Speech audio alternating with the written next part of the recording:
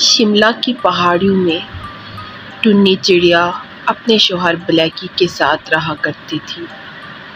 وہ اس گھر میں نئے شفٹ ہوئے تھے۔ ایک دن جب اس کا شوہر کام پر چلا جاتا ہے اور وہ سو رہی ہوتی ہے، اچانک اسے کسی کے رونے کی آواز آتی ہے۔ وہ کہتی ہے کس کی آواز ہے، لیکن جب وہ کھڑکی میں دیکھتی ہے تو کوئی نہیں ہوتا۔ وہ باہر جا کر دیکھتی ہے، باہر کوئی نہیں ہوتا۔ اس کو بہت خوف محسوس ہونے لگ جاتا ہے۔ وہ اپنے شوہر کے پاس کھیتوں میں چلی جاتی ہے۔ مجھے گھر میں بہت خوف محسوس ہو رہا ہے، آپ میرے ساتھ گھر چلیں، میں اکیلی نہیں رہتی۔ ٹنی، تم ایسے ہی پریشان ہو رہی ہو، تمہارا وہم ہوگا، یہاں پر کچھ بھی نہیں ہے۔ یہ میرا وہم نہیں ہے، میں نے ایک دفعہ نہیں کئی بار اس پرندے کو دیکھا ہے۔ اچھا پریشان نہ ہو، میں ساتھ والے پڑوسی سے پتہ کرتا ہوں کہ کیا ماجرا ہے، تم سو جاؤ۔ لیکن جو ہی وہ سوتی ہے اسے پھر آواز سنائی دیتی ہے رونے کی۔ وہ بہت ڈر رہی ہوتی ہے، پھر وہ اٹھ جاتی ہے، اپنے شوہر کو کہتی ہے دیکھا آپ نے آواز سنی؟ اس کے شوہر آواز تو سنتا ہے لیکن اس کو کہتا ہے میں نے نہیں سنی۔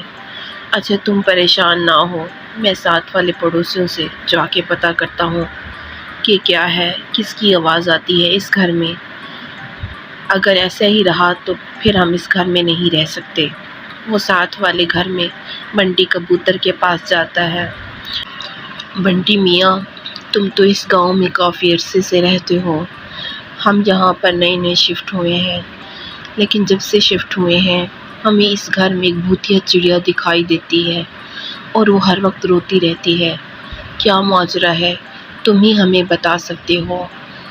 ہاں، اس گھر میں تو ایک بھوتیا چڑیا رہتی ہے۔ کیا آپ کو اس کے مالک مکان نے کچھ نہیں بتایا تھا؟ نہیں، ہمیں تو کچھ نہیں بتایا گیا۔ ویسے اس نے زیادتی کی ہے، اس کو آپ کو بتانا چاہیے تھا۔ اس گھر میں کوئی بھی نہیں رہتا، جو بھی آتا ہے چند دن رہتا ہے پھر چھوڑ کے چلا جاتا ہے، کیونکہ اس گھر میں ایک لڑکی کی موت ہوئی تھی۔ وہ معصوم لڑکی تھی، اسے بے دردی سے مارا گیا تھا۔ اس دن سے لے کر آج تک جو بھی اس گھر میں آتا ہے وہ 2 یا 3 دن سے زیادہ ٹک نہیں پاتا، کیونکہ اس کی روح ہر طرف بھٹکتی رہتی ہے۔ تم اس گھر میں شفٹ ہونے سے پہلے کم از کم مجھ سے تو پوچھ لیتے۔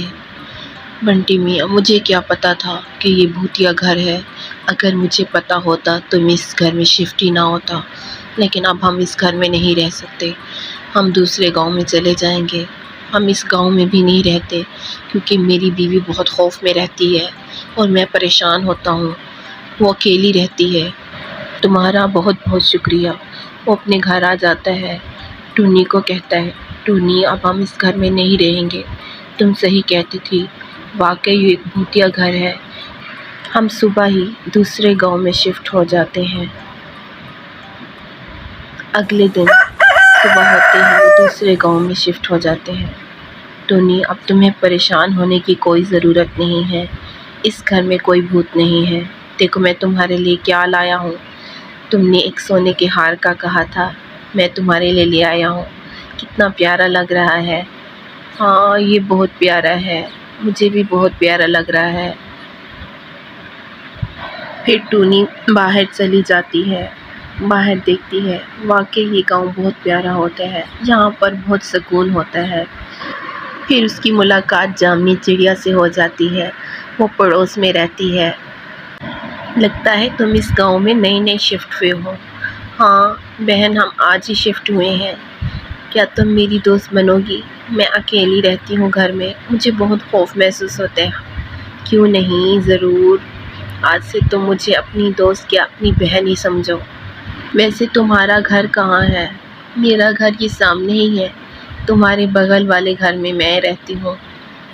اچھا، کسی چیز کی ضرورت ہو تو میرے گھر آ جانا، تم اپنا گھر ہی سمجھنا، اب تمہیں پریشان ہونے کی کوئی ضرورت نہیں ہے۔